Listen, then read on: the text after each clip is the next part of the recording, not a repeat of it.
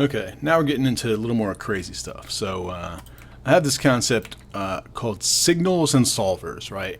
Because think about what you need in a system, right? You need something to do something, and you need something to trigger that thing.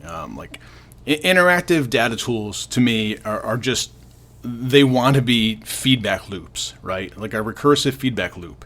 So how do you do that? Well, you pick simple primitives, and these primitives are, triggers and events. And those events that can be triggers, etc. So we have signals. As I open it here, it'll load. It'll subscribe to all of my signals. Another cool thing about this system is that when you use a parameter like before, your client is subscribed to it, and then when it changes on the server, it gets pushed to your client. So you could have things happening unbeknownst to your client, and then you will receive that data without actually having to go pull for it. It's actually a really great way of getting stuff.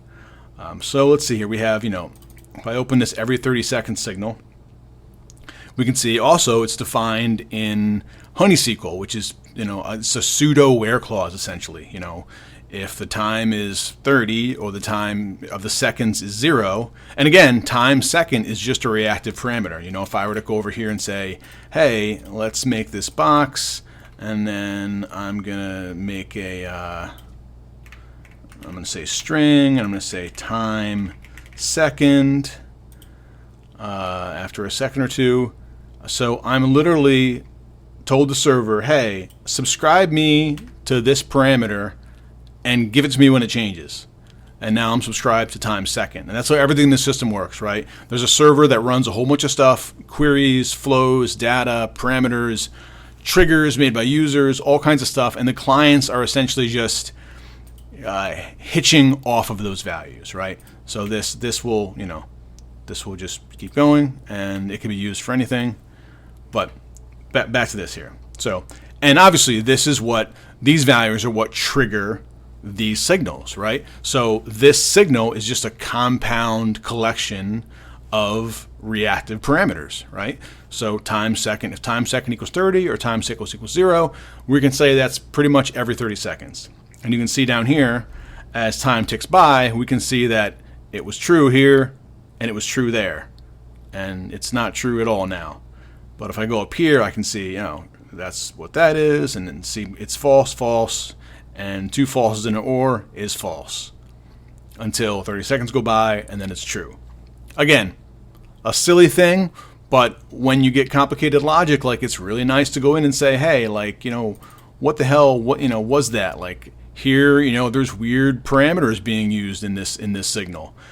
This is literally calling a parameter from another dashboard. Another dashboard literally has a kill switch for this signal, which is actually kind of dope. And then a bunch of other logic with the time. And this was kind of like an example of a complex weird thing going on. But still, we're ticking by, we're counting stuff, and we're true or false. And I could even say, hey, this raccoon signal is also a reactive parameter. And if I drag that out, I gotta drag it from over here. Yeah, and I can see it's just a Boolean true or false, which I could then use in some of my stuff. So we'll put it over here with this reactive guy, and there we go, true, false. And I think, from the other videos, you can kind of get the idea. If we're building up this whole idea of reactive things on top of reactive things. Anyways, these are signals. Very cool. Solvers. So what are solvers? Solvers are functions or flows that run based on signals. All right. So this one doesn't have a signal. This one is just literally run manually. But this is a closure, a closure function to get a list of images on the server in the user folder. But it can do pretty much whatever. It can also run flows, and there's will be a video on flow in a second, like this one. This takes a value, an input value, and runs a flow, and that flow gets the colors of an image, so that color can be sent and subscribed to and whatever, because again, these colors, the output of this solver, just like a signal, is just a reactive value. So here we have all those colors from that function that will change when, you know, this changes.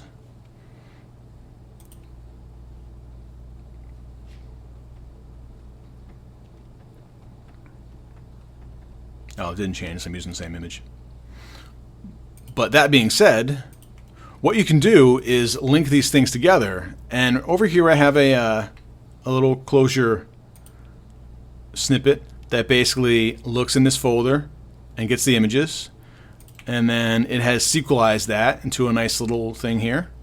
And then I have a parameter that takes the value of what's clicked on here, and that parameter literally sends it to that get my color solver we looked at earlier.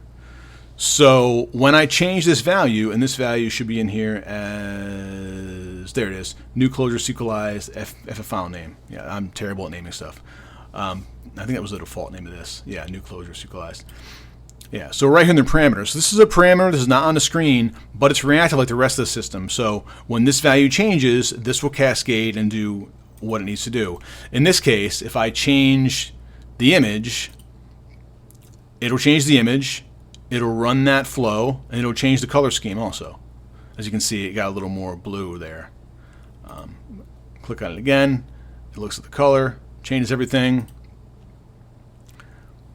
Boom, you know, it's basically changed the theme of the whole UI, because obviously if you're going to make a reactive system, you want your theme to be reactive as well. You know, you can scrub this too.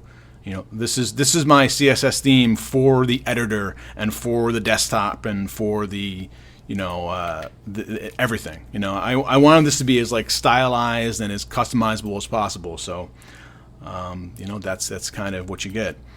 I could even go in here and say, hey, this will ruin this theme, but let me look at the other files I have. I have this file.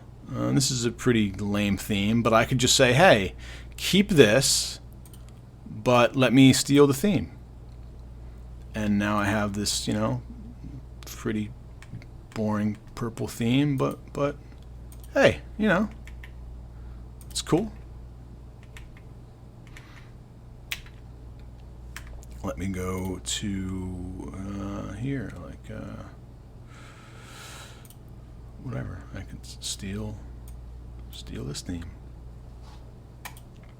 You know, I wanted to have the most expressive. You know, if you're going to make dashboards, they should be able to look really cool and do really cool things. Hell, since I'm here, this is a server stats dashboard, which might air out while it's loading, but there you go. And this is a real dashboard that I use to monitor the server resources. And if I zoom out, and this runs REPLs, it runs queries, it runs viz, and these are all run every 20 seconds or so. It gets the job done and looks really nice.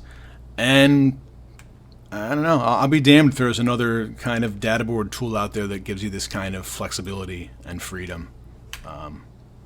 So I went a little long on the servers, on the solvers and signals thing, but hopefully you kind of get the gist. And when the longer docs come out, it'll be more in depth how to configure all this stuff. But you know, just make a system out of building blocks and then show people how to use them. Anyways, for the next one.